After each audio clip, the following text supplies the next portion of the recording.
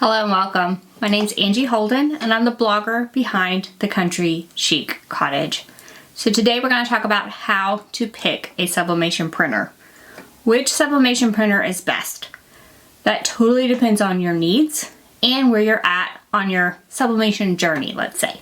So in my craft room right now, I have an Epson EcoTank printer that I've converted for sublimation. I have an Epson F170 and I have a Sawgrass SG500.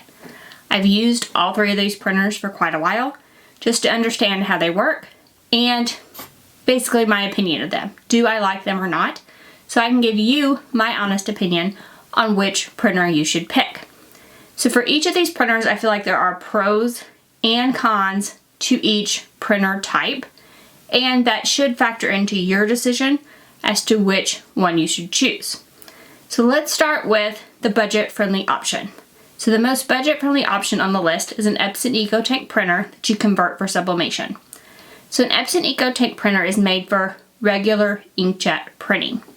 When you buy that printer, you add sublimation ink to it instead of the ink that comes with it. You convert it to a sublimation printer. And yes, you can print sublimation with it. However, because you're using it for something it wasn't intended for, there are some drawbacks. So the Epson EcoTank printers are definitely the ones that have the most issues.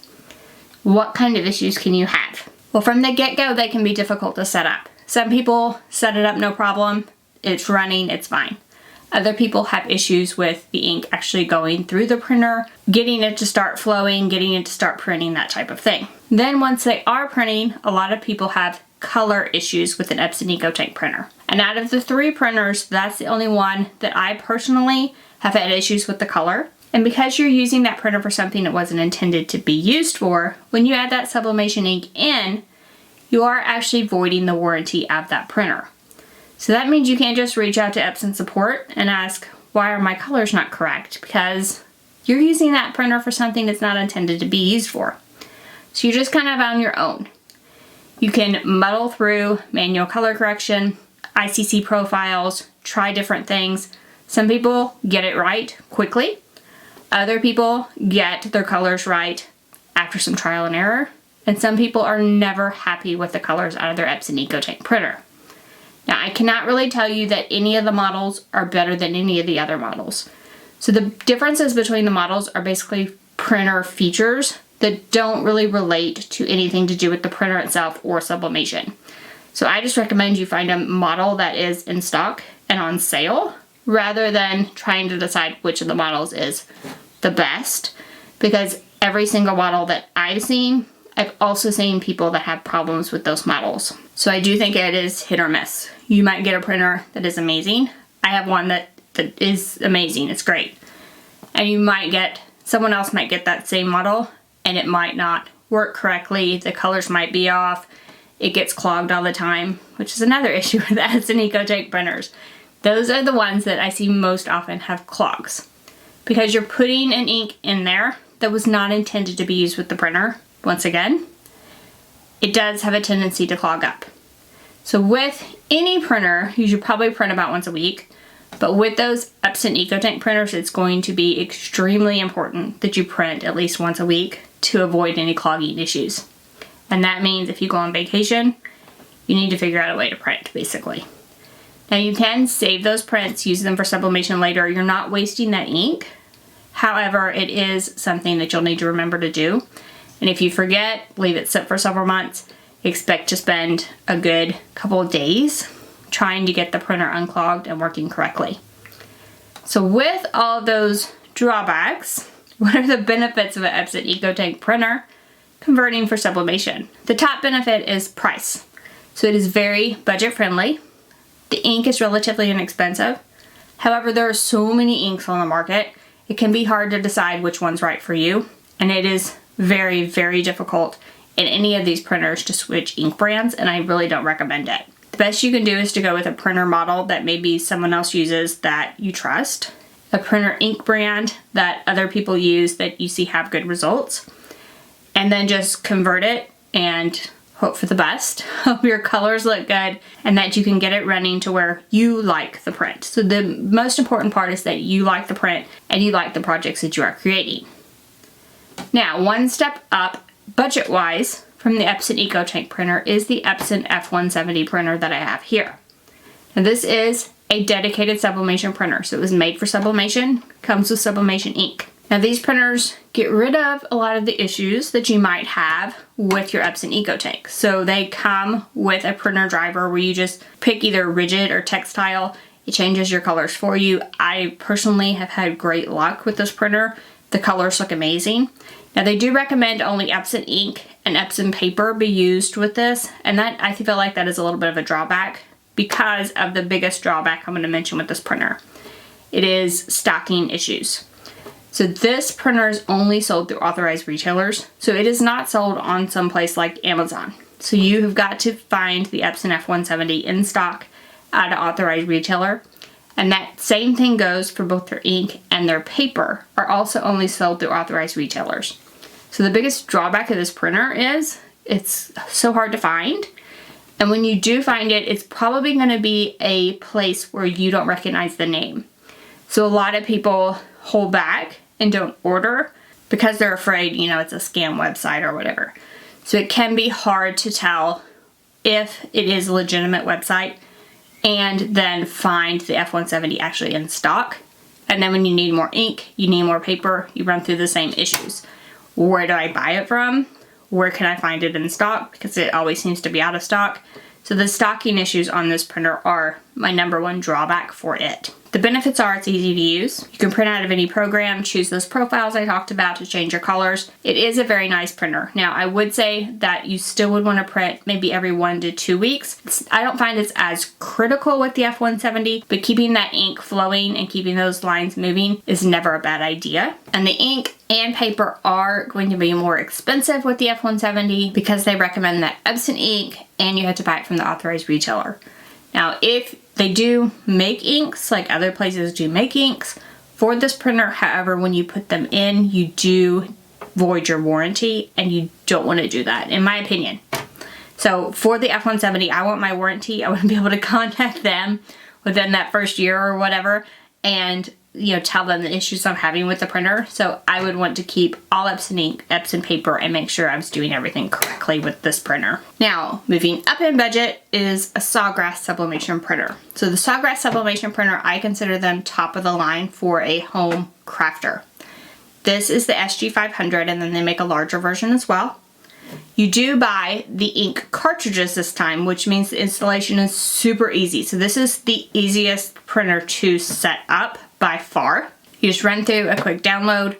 Plus, the Sawgrass printers come with a one-on-one call. So even if I have trouble, I get a one-on-one call with them when I purchase the printer. They can like take over your computer, finish setting it up. They finish setting mine up and walk you through printing your first print. It also comes with its own software. So if you don't understand software, you don't understand how to make, you know, different layouts of different things, you don't understand how to make templates, the Sawgrass does a lot of that work for you.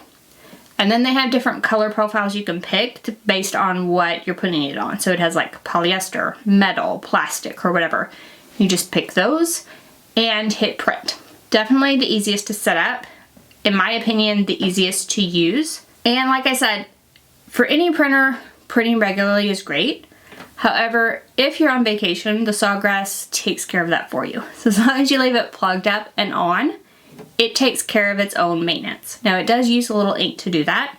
So it would be better if you printed every 1 to 2 weeks and use those prints later. That would be a more budget-friendly option. However, if you forget to do that, can't do that, the Sawgrass will take care of itself.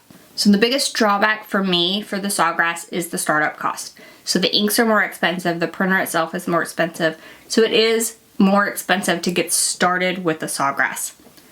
So now that we've talked about all three benefits, drawbacks, which one do you need? I've had great results out of all three printers as far as my projects go.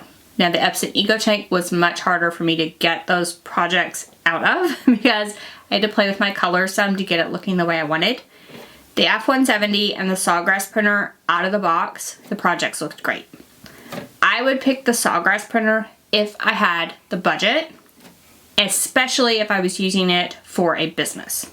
I feel like the warranty, the customer support, the software, the ease of use all lead me to a Sawgrass printer if I had the budget for it. If you don't have the budget for a Sawgrass, I would try for the F170 if you can find it, of course in stock, and someplace that you trust to purchase it.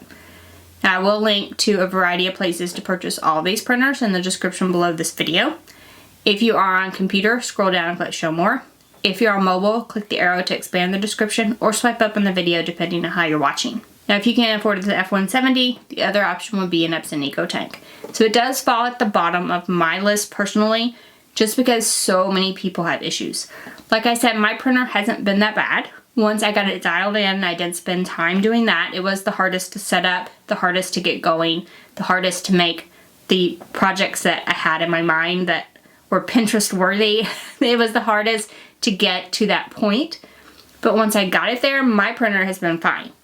However, so many people have problems out of those that I don't like recommending them, because a sublimation printer, regardless of which one you purchase, is going to be an investment. And when that investment only lasts a few months before it starts acting up and you have to buy a whole other setup, then the cost of that Epson EcoTank goes up exponentially. So if you have to purchase a couple a year just to get your prints out of it and just to get something that works, then you might as well have went with the Sawgrass from the beginning and gotten a printer that works reliably.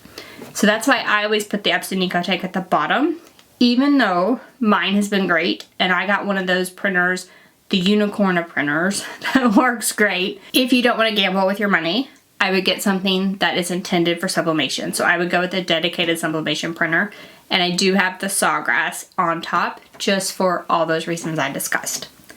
So hopefully this helps you pick a sublimation printer. So if you're looking to get into sublimation before the end of the year, Black Friday's coming up, there's going to be deals, there's going to be bargains, and you can spend 2023 in sublimation heaven making all the projects. So pick up a sublimation printer, and hopefully this guide helps you choose the one that's right for you. I don't think you can go wrong with any of the three.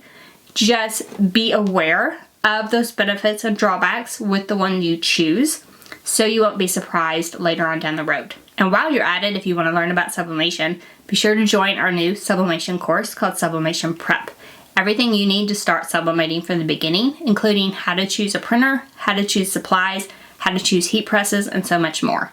Then I'll walk you through how to get set up and start printing, and of course, making those first projects. So don't miss Sublimation Prep if you want to get started sublimating like a pro. So hopefully this helps you. If it did, give us a thumbs up. If you have any questions about sublimation printers, ask us in the comment section below. And if you haven't already, head on over to our YouTube channel, hit that subscribe button. We have videos just like this one every single week, and trust me, you don't want to miss any of those. So thank you guys so much for joining me, and I'll see you next week. Bye-bye.